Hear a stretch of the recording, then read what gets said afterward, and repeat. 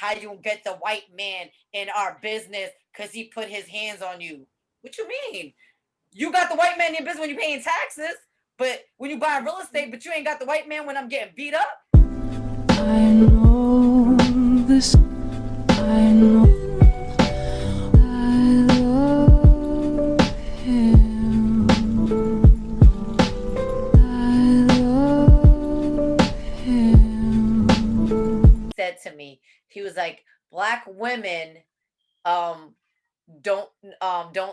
claim sexual harass or don't get sexually harassed because they know we're not sexually harassing them. It's flirting. So I'm like, is he trying to tell me that he's coming like, because he was really inappropriate all the time with women, all the time. And I was like, yo, dog, like, and he could see that I was like, he could go to HR for some of the shit he was saying. So, and he was like, he was 50 and I'm 20, 21, and he's saying like inappropriate things. He's like, black women know that we not sexually harassing them. They know it's just flirting. Because I worked at a bank from the age of 20 to, I want to say like 24, 25. And them bankers and them bank people are creeps. Like, I've had people ask to see my titties in the vault and all types of shit. Like, for real, like, it gets really, I'm sorry, Deasia. Are you still in the car with the kids? No, I got out so I can do some mine because Okay. I'm a parent. That's what I got to do. Okay. So, like, you know, like, they really, like, and this is a married man, and I never forget, this man's wife had just had a baby. Like, she was still in, like, her period, like, you know, like, just having, like, the 6 weeks where you can't, like, he was really, like, harassing me in the vault and all types of stuff. Yes. Nigga, like, men really, like, and he didn't think nothing of it until I snapped. When I snapped, that's when he didn't think nothing of it. He thought it was cool. So if I'd have went and did, you know, what he wanted, it would have just went on as a regular damn day. But he didn't know he had the right one. And you got to pay to see these. And you know what? Unfortunately, and only because I've seen it in young girls, because like Shar said, a lot of people are not taught it, consent and all those things. So many young girls are afraid. They give consent when they're not ready because they're scared, and they don't know that this is not consensual, that this is not right. So when they do that, because nobody had that conversation with them, the men now think that it's okay. And that girl never thought it was okay before you. It was just that they were never taught, and they're not, you know, there's so many young girls that are taken advantage of because they are unaware.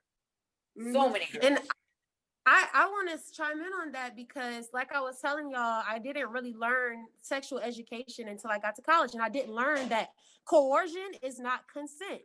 Coercion is not consent.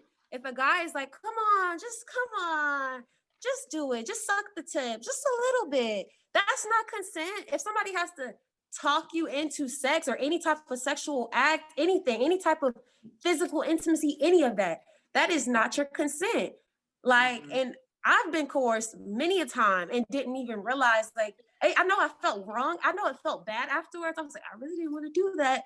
But I didn't know, like, that's really what was going on. I think a lot of boys, for some reason, they don't realize, I know the reason, but they don't realize coercion is not consent. A lot of girls don't realize coercion is not consent. Yep. And a lot of times people are coerced.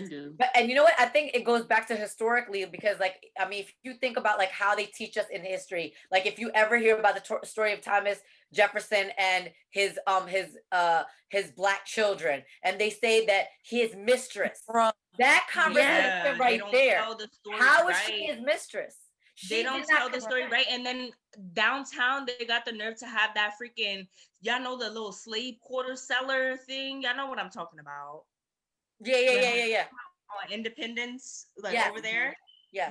And I'm like, yo, y'all capitalizing off of this shit. Like, this nigga was obviously, I'm sorry, I'm cursing, but he was obviously like locking people up in a basement and all of that. Like, that's dirty. Like, that's real dirty. Like, tell it right. And then we got people freaking praising these.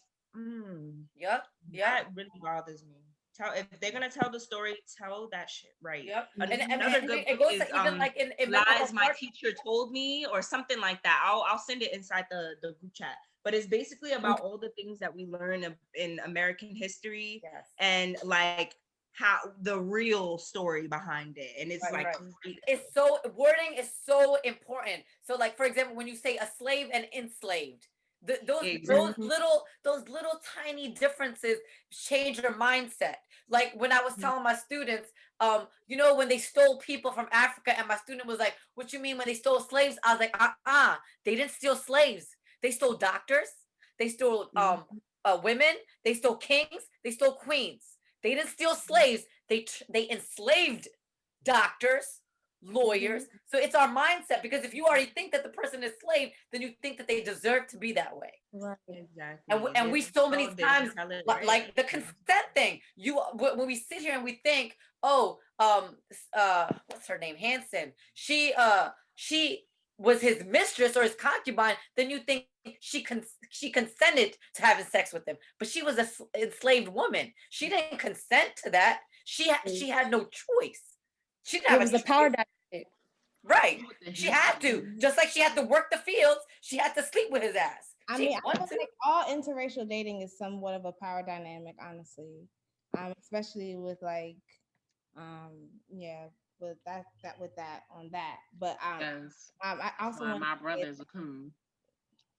I don't mean that for all interracial couples, but I do think that, I mean, if yeah, power it plays I'm a just speaking on power my brother. and it's gender and gender and race plays a part. I will say lastly that I think with this whole consent conversation, most of my sexual interactions have been coerced. So like that was like a lot for me to process. Like yeah, and I processed that prior to me reading this book. I realized that, but yeah, like when I look back at it, I'm like, yeah, well, that's a good 80% of the time. Like I wasn't really into it, and that's why I up until like I never really liked sex like that until recently. But y'all ready to move on to the patriarchy? Yes. So one thing that I feel like that she didn't, she never defined what patriarchy was. So patriarchy is a system of society where the father or the eldest male is the head of the family, and the descent is traced through the male bloodline, his male bloodline. This, Patriarchy is a lot. I have yeah. a lot of quotes, because and I'm not just quoting her. There's also like quotes from Ibram Kendi, anti-racist, and I wanted to touch on the assimilationist thing too. Like so many times we'll be like, somebody's not a racist because they're an abolitionist, or somebody wasn't a racist because it is. But anybody that wants you to assimilate to their culture, or if they want us to be assimilating to Eurocentrism, they are racist.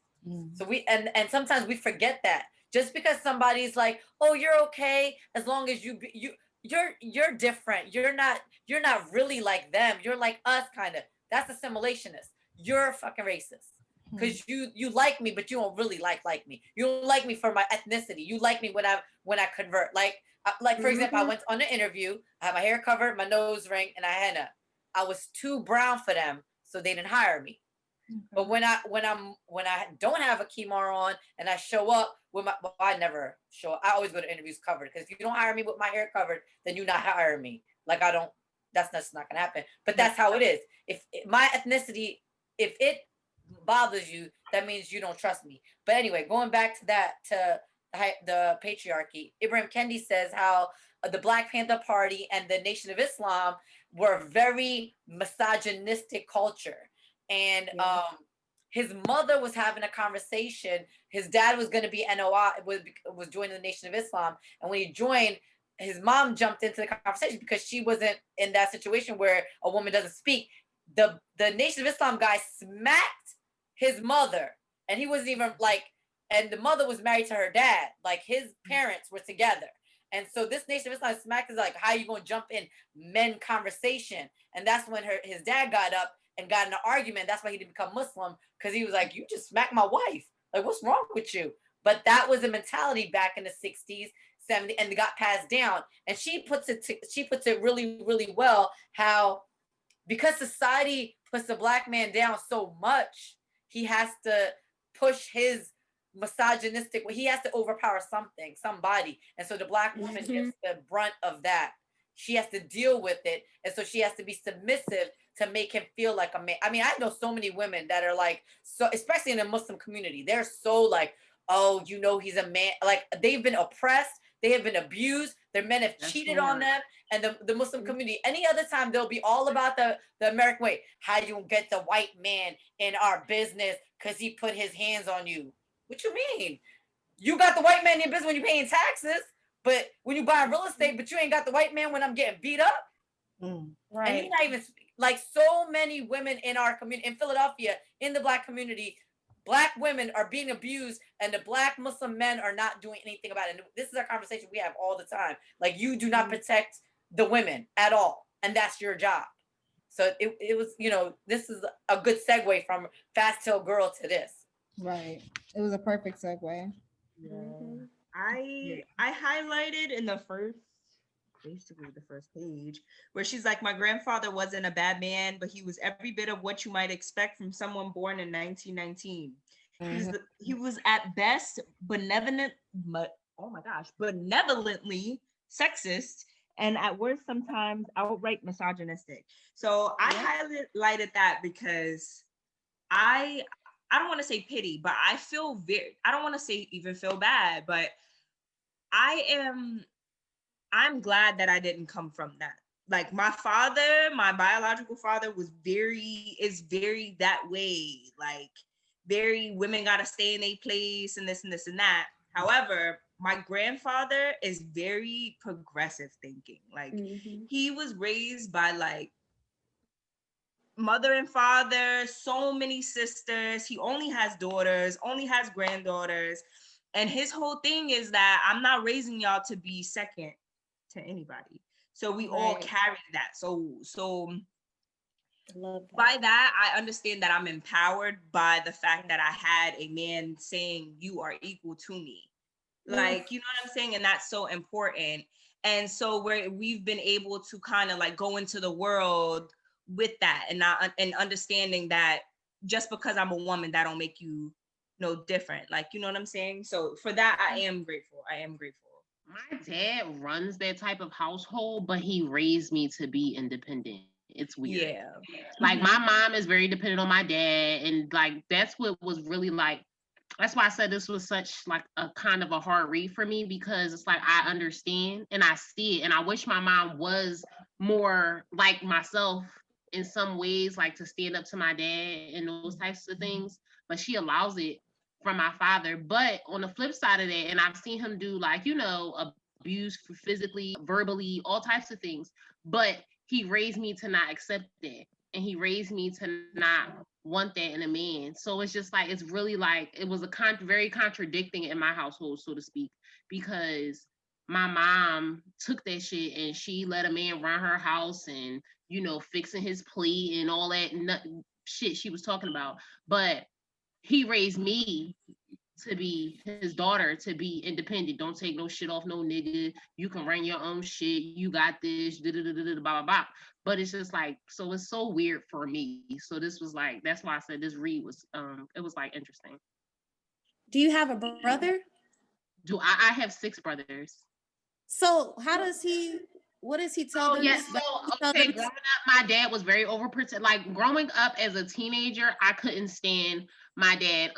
Me and my dad didn't get close. I'm a single mom of a son. With my brothers, he's very loose. My brothers can do whatever. You know, the typical Black man. Yeah.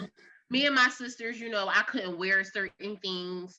I couldn't dress a certain way, you know, to have like, you know, because I've always had breasts. Like, that's just always my thing. And I've always been a chunkier girl. So it's just like, you know, my dad wouldn't dare allow me to wear like tights and stuff without a long shirt or a tunic and things like that. But my brothers, they could do whatever. My brothers have brought girls to the house. My dad has never met someone I've dated. Like, never, ever. To this day, I'll be 30 in July. I've never felt comfortable enough, and I've never been in a serious enough relationship where I felt like my dad could meet my significant other either. Like, it was worth it. I know what is interesting. I feel like men of color seem to be overly patriarchal. Like, all of it is so, even though like the white man created this thing, it's like they are like overly patriarchal. Like,